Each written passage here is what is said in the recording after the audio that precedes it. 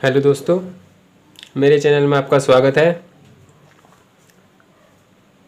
और आज हम कुंडली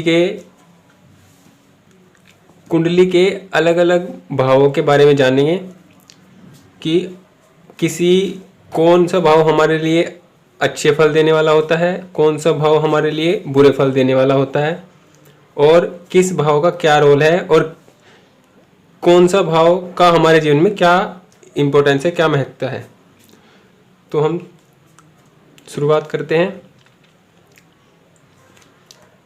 जैसे ये कुंडली है, किसी भी कुंडली किसी भी नंबर से शुरू हो सकती है, 1 से 2 से 3 से। अगर 2 से शुरू होगी तो 2 3 4 5 ऐसे शुरू हो जाएंगे, 4 से होगी तो 4 5 6 7 ऐसे कुंडली शुरू हो जाएगी, तो वो फिक्स होएगी। घर ये पहला ही रहेगा, ये घर पहला घर, ये दूसरा घर। आज हम घर के बारे में जानेंगे कि पहला घर क्या बताता है, दूसरा घर क्या बताता है, तीसरा घर, चौथा घर क्या बताता है। तो हम पहले घर की बात करते हैं। ये हमारा लग्न भाव, इसको कहते हैं लग्न।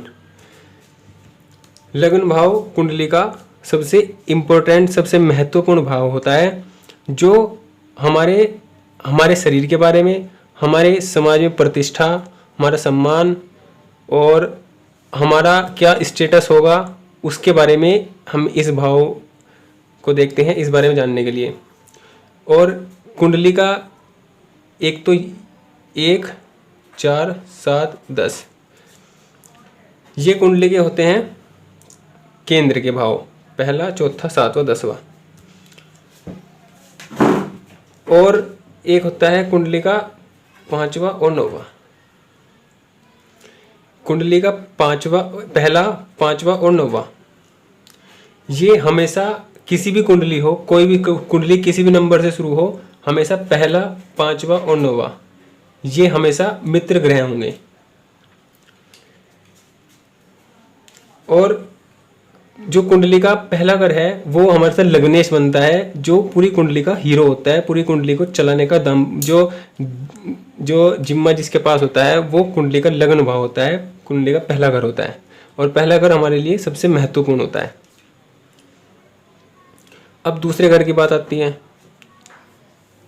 शरीर में अगर देखें तो हम शरीर में हमारा चेहरा, इससे देखा जाएगा कि चेहरा कैसा होगा, कैसा नहीं होगा। दूसरे हम बात करते हैं दूसरे घर की। दूसरे घर होता है हमारी वाणी का। वाणी के बाद पैसा। सबसे ज़्यादा क्वेश्चन यही आता है कि पैसा। अब दूसरा घर वाणी का, पैसा का और घर, मुख्यतः इन चीज़ों के बारे में इससे पता किया जाता है। लेकिन दूसरा घर मारक भी होता है। बस अभी इतना समझ लो कि ये घर मारक भी होता है।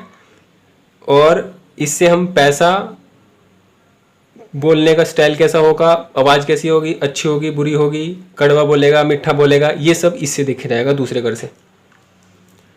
अब बात करते हैं हम तीसरे घर की। राशि यहाँ कोई भी हो सकती है, सिर्फ घर की बात हो रही है। ये तीसरा घर है हमारे पराक्रम का। पराक्रम मतलब हमारा साहस, हमारा पराक्रम, हमारी मेहनत, हमारे छोटे भाई बहन, इन सब का होता है तीसरा घर। हमारी बाजुओं का। अब आता है चौथा घर। चौथा घर होता है सुख का। सुख हमारा घर, सुख हमारा घर और मुख्यतः माता का। चौथे घर से हम ये चीज़ देखते हैं कि कुंडली में हमारा घर कैसा होगा, हमें सुख कितना मिलेगा, और अगर हम राजनीति में जाएंगे तो हम जनता में कितने प्रसिद्ध होंगे, ये भी हमें चौथे घर से ही पता लगेगा। 5वां घर है हमारे ज्ञान का। यहाँ पे दूसरा घर प्रारंभिक शिक्षा का भी होता है, जो 5th से पहली कक्षा से 5वीं तक की जो कक्षा होती है, पढ़ाई होती है, उसके लिए दूसरा घर देखते हैं। और उसके बाद 5वीं से 12वीं तक की कक्षा के लिए 5वां घर देखते हैं। ये हमारी ज्ञान का है, पढ़ाई का है, प्यार का है, बच्चों का है। ये घर और ये घर और ये घर, इनके जो घर के ग्रह होंगे वो आपस में हमेशा मित्र होंगे, और ये हमारे लिए सबसे महत्वपूर्ण घर हैं। ये हमेशा शुभ फल देने वाले होंगे। कहने का मतलब ये है कि ये हमेशा जब भी इसका पहले घर का, पांचवें घर का और नौवें घर का ग्रह का समय चलेगा वो हमेशा शुभ होगा, हमेशा अच्छा होगा। अगर वो किसी बुरी स्थिति में नहीं है, अगर पूरी स्थिति में भी है तो कम अच्छा होगा, लेकिन अच्छा ही होगा। पहला, पांचवा और नौवा ये हमेशा शुभ भाव कहलाते हैं। त्रिकोण भाव, ये हमेशा त्रिकोण भाव होते हैं।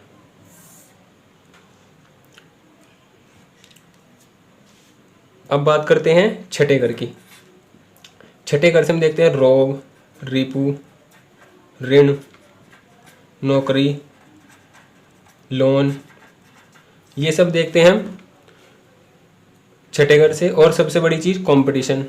हम कोई एग्ज़ाम देते हैं, पेपर देते हैं, तो उसमें हम क्रैक कर पाएंगे नहीं कर पाएंगे, हम प्रतिस्पर्धा मतलब कंपटीशन में सफल हो पाएंगे नहीं हो पाएंगे, ये हम छठे घर से देखते हैं।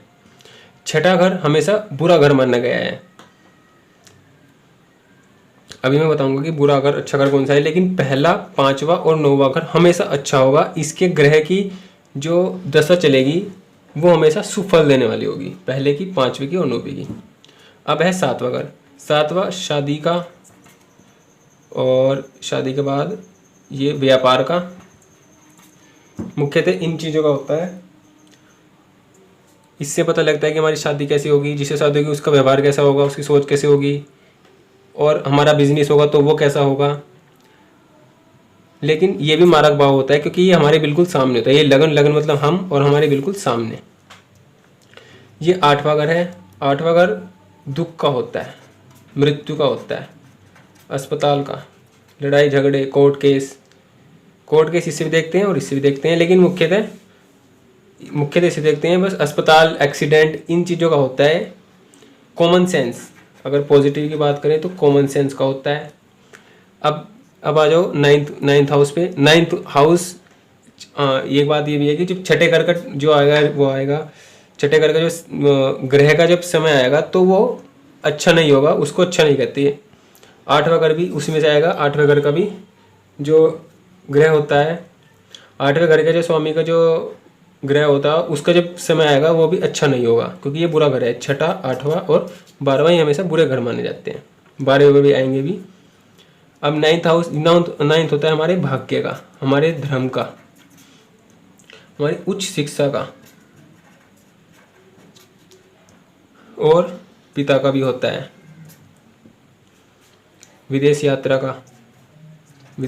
का भी है। छोटी मोटी जो यात्राएं हैं उनका भी है। तो ये हमारे लिए मतलब एक तरह से कहते हैं हमारी किस्मत कैसे होगी, लक कैसा होगा, ये हमारे नवम भाव से पता लगेगा। किस्मत का भाव यही होता है। और जब भी कुंडली में इसके ग्रह की जब दशा चलती है, उसका समय आता है, तो ये हमेशा अच्छा ही फल देता है, कभी बुरा फल नहीं देता।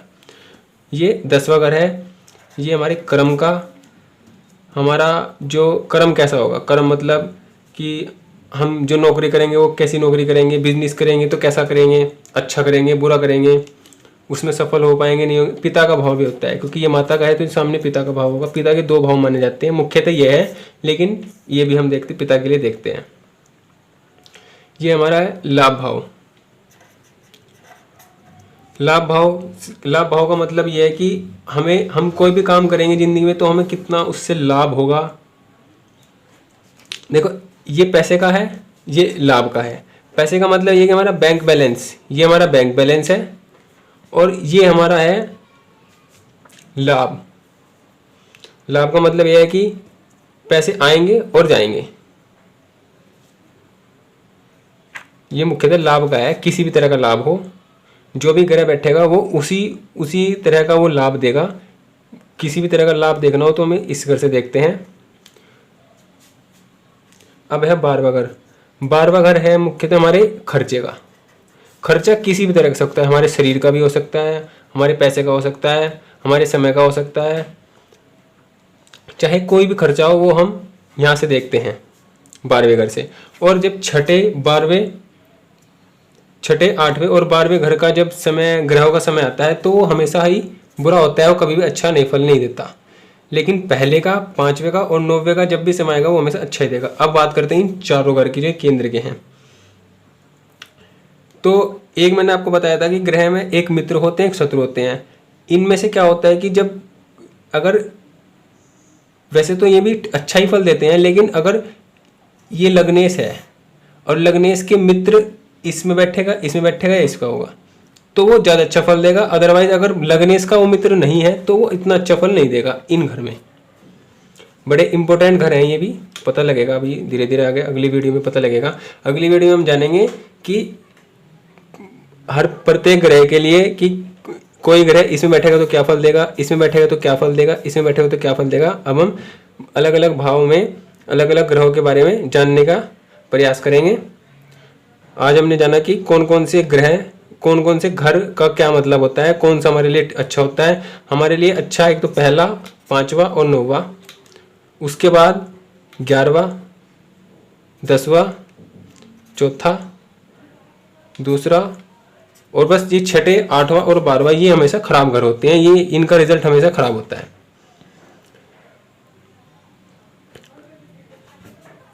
लग्नेश कुंडली का हीरो होता है। लग्न पर ही सब कुछ निर्भर करता है कि कुंडली कितनी पावरफुल है, कितनी पावरफुल नहीं है। तो अगली वीडियो मिलते हैं किसी अगली वीडियो के साथ, और अलग अलग ग्रह के लिए अलग अलग घरों में बताएंगे कि कौन से ग्रह का किस घर में क्या रिजल्ट होता है। और आप मेरे चैनल को सब्सक्राइब कर सकते हैं। अगली वीडियो के नोटिफिकेशन के लिए बेल आइकन को भी ऑन कर दें, जिससे आने वाली वीडियो आपको समय पर मिल जाए। Thank you.